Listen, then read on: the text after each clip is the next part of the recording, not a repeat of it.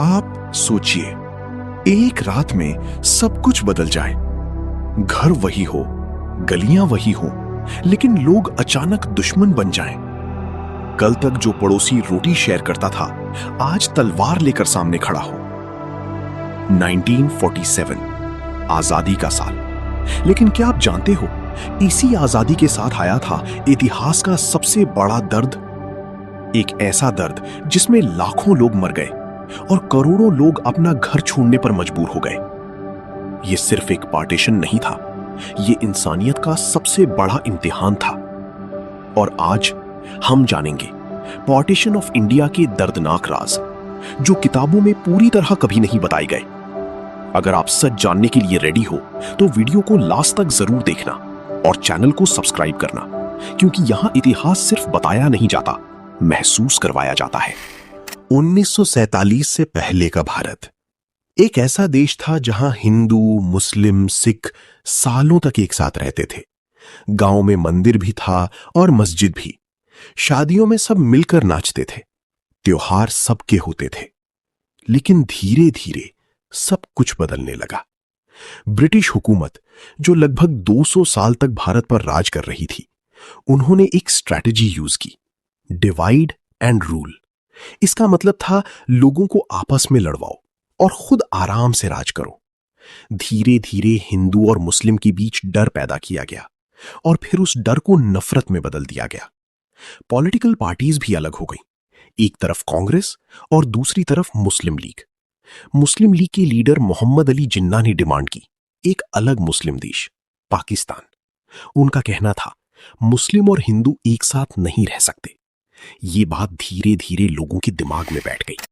1946 में direct action day हुआ और कोलकाता में भयानक दंगे हुए। हजारों लोग मार दिए गए। ये सिर्फ शुरुआत थी। पंजाब, बंगाल, बिहार, हर जगह आग फैलने लगी। और फिर आया 1947, जब ब्रिटिश ने डिसाइड किया कि अब भारत को आजाद करना है, लेकिन एक कंडीशन के साथ। भारत 2 हिस्सों में बंटवाया जाएगा, इंडिया और पाकिस्तान। लोगों को समझने का वक्त ही नहीं मिला कि हो क्या रहा है। बाउंड्री लाइन, रैडक्लिफ लाइन 15 अगस्त के बाद 17 अगस्त को अनाउंस हुई। मतलब आजादी के बाद लोगों को पता चला कि उनका घर किस देश में है। सोचिए कितनी बड़ी कंफ्यूजन होगी। एक ही रात में लोग अपने ही घर में अजनबी बन गए और फिर शुरू हुआ इंसानियत का सबसे बड़ा पलायन। लगभग 14 से 18 मिलियन लोग अपने घर छोड़कर निकल पड़े। कोई इंडिया से पाकिस्तान जा रहा था, कोई पाकिस्तान से इंडिया। ट्रेनों में, पैदल, गाड़ियों में लोग बस बचने की कोशिश कर रहे थे। लेकिन यह सफर आसान नहीं था। यह सफर मौत का सफर था। रास्ते में लोगों पर हमले होने लगे, घर जलाए गए और बच्चों तक को नहीं बख्शा गया। अनुमान है लगभग 1 मिलियन लोग इस वायलेंस में मर गए। कुछ एस्टिमेट्स 2 मिलियन तक भी जाते हैं। ये सिर्फ नंबर्स नहीं है, ये हर नंबर के पीछे एक कहानी है। एक मां का बेटा, एक बच्चे का पिता, एक घर का सपना, सब कुछ खत्म हो गया। पंजाब सबसे ज्यादा अफेक्टेड था। यहां सबसे ज्यादा खून बहा। गांव के गांव साफ कर दिए गए। एक तरफ से हिंदू और सिख भाग रहे थे, दूसरी तरफ से मुस्लिम भाग रहे थे। हर कोई डर के साथ जी रहा था। और फिर आई वो कहानी जिसे सुन के आज भी रूह कांप उठती है। खून से भरी ट्रेन। 1947 में कई ऐसी ट्रेन्स थीं जो रेफ्यूजीज को ले जा रही थीं, लेकिन जब वो अपनी मंजिल पर पहुंचती तो अंदर सिर्फ लाशें होती थीं। एक ऐसी ही घटना अमृतसर के पास हुई। एक ट्रेन पर अटैक हुआ और हजारों लोगों को मार दिया गया। सोचिए, एक ट्रेन जिसमें बच्चे, औरतें, बुजुर्ग सब अपनी जिंदगी बचाने निकले थे, और वो ट्रेन मौत का डब्बा बन गई। ऐसी कई ट्रेन्स थीं जिन्हें घोस्ट ट्रेन्स कहा गया। जब वो स्टेशन पर आती थी तो सिर्फ खामोशी होती थी। न कोई आवाज, न कोई जिंदा इंसान, सिर्फ मौत। ये पार्टीशन का सबसे डरावना सच है। और ये सिर्फ पंजाब तक सीमित नहीं था। बंगाल में भी लोगों ने सब कुछ खोया। ईस्ट बंगाल से हिंदू भागकर इंडिया आए और इंडिया से मुस्लिम ईस्ट पाकिस्तान चले गए। लगभग 3.3 मिलियन लोग सिर्फ बंगाल में माइग्रेट हुए। लोगों को अपने घर, जमीन, दुकान सब कुछ छोड़ना पड़ा। जो कल तक उनका था आज किसी और का हो गया। और सबसे ज्यादा दर्द उन लोगों ने झेला जो कभी वापस नहीं लौट पाए। पार्टीशन सिर्फ लैंड का डिवीजन नहीं था, ये लोगों के दिल का भी पार्टीशन था। दोस्ती टूट गई, रिश्ता टूट गया, भरोसा टूट गया। और सबसे बड़ा दर्द महिलाओं ने झेला। उनके साथ जबरदस्ती उन्हें उठाया गया, उनकी जिंदगी बर्बाद कर दी गई। कई महिलाओं ने अपनी इज्जत बचाने के लिए खुद ही जान दे दी। ये सच है और बहुत दर्दनाक है। कुछ कहानियां तो ऐसी हैं जो सुनने की हिम्मत भी नहीं होती। एक मां ने अपने बच्चों को खुद ही मार दिया, सिर्फ इसलिए ताकि वो उन दरिंदों के हाथ ना लगी। ये कोई फिल्म नहीं है, ये हमारा इतिहास है और ये सच है। आज भी इंडिया और पाकिस्तान के बीच जो टेंशन है उसकी जड़ यही पार्टीशन में है। दोनों देशों के बीच नफरत का बीज इसी वक्त बोया गया था और आज तक वो बीज पूरी तरह खत्म नहीं हुआ। लेकिन इस अंधेरे में एक रोशनी भी थी, महात्मा गांधी। जब पूरा देश जल रहा था तब गांधी जी ने फास्ट रखा। उनका एक ही एम था, वायलेंस को रोकना। और धीरे धीरे लोगों ने अपनी हथियार डालने शुरू किए। हजारों लोग एक साथ आए और शांति की कसम खाई। ये दिखाता है कि अंधेरे में भी रोशनी हो सकती है। लेकिन जो हो चुका था उसे कोई बदल नहीं सकता था। पार्टीशन ने सिर्फ उस जनरेशन को नहीं, आने वाली पीढ़ियों को भी प्रभावित किया। आज भी कई लोग अपने दादा दादी की कहानियां सुनाते हैं जहां आंसू रुकते नहीं। एक इंसान ने कहा था, हमने आजादी तो जीत ली पर अपना घर हार गए। ये लाइन पार्टीशन का सबसे बड़ा सच बताती है। आजादी मिली लेकिन किस कीमत पर? खून, आंसू और दर्द। अगर आपको यह कहानी सच में छू रही है तो वीडियो को लाइक करो और चैनल को सब्सक्राइब जरूर करो, क्योंकि अभी कहानी खत्म नहीं हुई। अभी हम जानेंगे वो राज जो आज तक छुपाए गए और वो सच जो आपको हिलाकर रख देगा। अब तक आपने देखा कि पार्टीशन सिर्फ एक डिसीजन नहीं था, ये एक ऐसा तूफान था जिसने सब कुछ उजाड़ दिया। लेकिन अब सवाल यह है, क्या ये सब अचानक हुआ या फिर इसके पीछे कुछ ऐसे फैसले थे जिन्हें अगर अलग लिया जाता तो शायद लाखों जान बच सकती थी? सच ये है, पार्टीशन के पीछे सिर्फ एक वजह नहीं थी, बल्कि कई ऐसी हिडन डिसीजंस थे जो आज भी डिबेट का हिस्सा हैं। सबसे पहला बड़ा राज, जल्दी में लिया गया फैसला। ब्रिटिश गवर्नमेंट ने डिसाइड किया कि वो जून 1948 तक भारत छोड़ेंगे। लेकिन अचानक इस डेट को एडवांस कर दिया गया और 15 अगस्त 1947 फाइनल कर दिया गया। सिर्फ कुछ महीनों का टाइम एक पूरे सब कॉन्टिनेंट को डिवाइड करने के लिए। सोचिए, इतनी बड़ी प्लानिंग इतनी जल्दी कैसे हो सकती थी? रिजल्ट, अफरा तफरी, कंफ्यूजन और वायलेंस।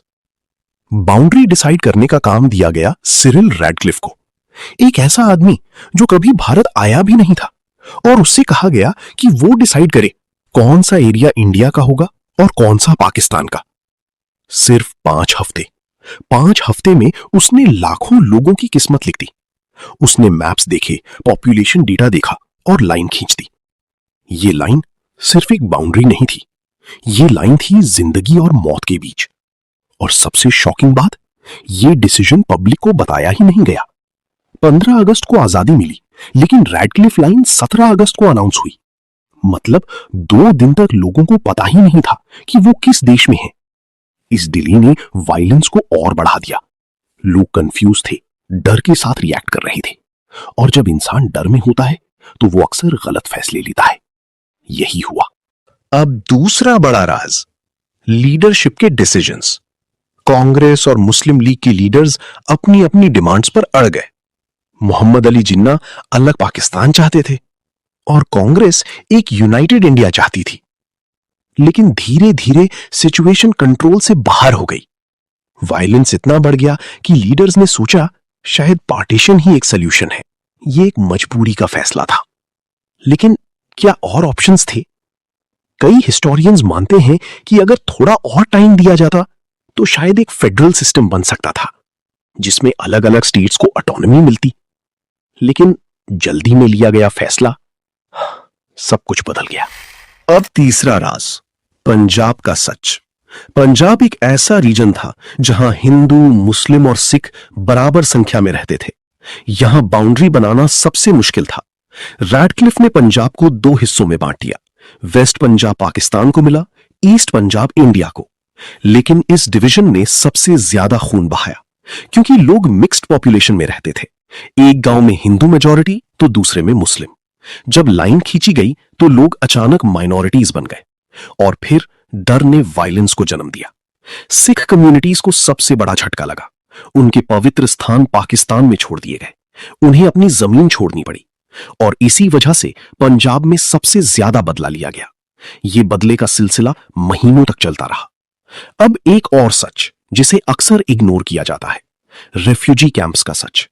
जब लोग अपना घर छोड़कर आए तो उनके पास कुछ भी नहीं था, ना पैसा, ना कपड़े, ना रहने की जगह। गवर्नमेंट ने रेफ्यूजी कैंप्स बनाए, लेकिन वहां कंडीशन बहुत खराब थी। भूख, बीमारी और भीड़। कई लोग कैंप्स में ही मर गए। बच्चे जो अपने माँ बाप खो चुके थे, अकेला जीने पर मजबूर हो गए। औरतों को फिर से एक्सप्लॉयटेशन का सामना करना पड़ा। ये कैंप्स सिर्फ शेल्टर नहीं थे, ये दर्द के नए चैप्टर थे। अब बात करते हैं एक और दर्दनाक सच की, एब्डक्टेड विमेन। पार्टीशन के दौरान लगभग 75,000 महिलाओं को किडनैप किया गया। उन्हें जबरदस्ती शादी करवाई गई, उन्हें बेच दिया गया।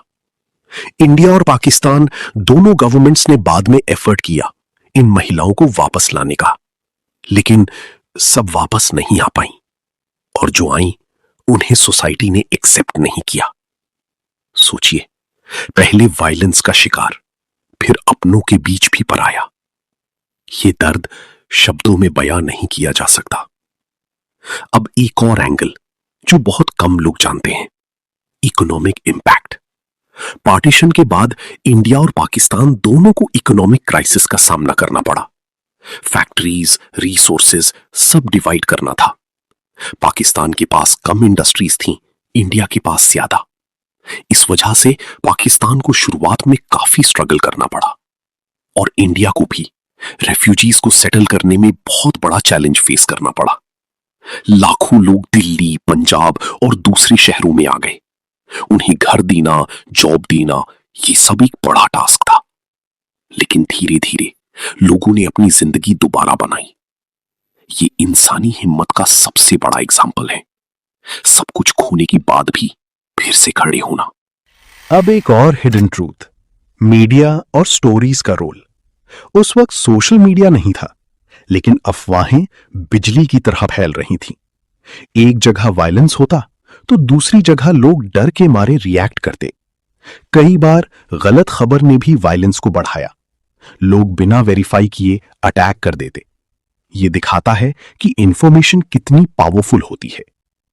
अब सवाल यह है, क्या पार्टीशन अवॉइड हो सकता था? इसका जवाब सिंपल नहीं है। कुछ हिस्टोरियंस कहते हैं हां, कुछ कहते हैं नहीं। लेकिन एक बात पक्की है, अगर प्लानिंग बेटर होती तो वायलेंस कम हो सकता था और लाखों जान बच सकती थी। आज भी इंडिया और पाकिस्तान के बॉर्डर पर एक लाइन है, लेकिन उस लाइन के दोनों तरफ लोगों की कहानी एक जैसी है। दर्द की कहानी, जुदाई की कहानी। एक आदमी ने कहा था, हम दोनों देश अलग हो गए, लेकिन हमारी यादें एक ही हैं। ये लाइन सब कुछ समझा देती है। पार्टीशन ने सिर्फ जमीन नहीं बांटी, उसने दिल भी बांट दिए, और शायद ये जख्म अभी तक पूरी तरह भरे नहीं हैं। अगर आपको ये सच जानकर अंदर से कुछ महसूस हो रहा है तो वीडियो को लाइक करो और चैनल को सब्सक्राइब जरूर करो, क्योंकि यहां हम सिर्फ कहानी नहीं बताते, हम इतिहास को जिंदा कर देते हैं। और याद रखो, इतिहास सिर्फ पढ़ने के लिए नहीं होता, उसे समझने के लिए होता है, ताकि हम वही गलती दोबारा ना करें।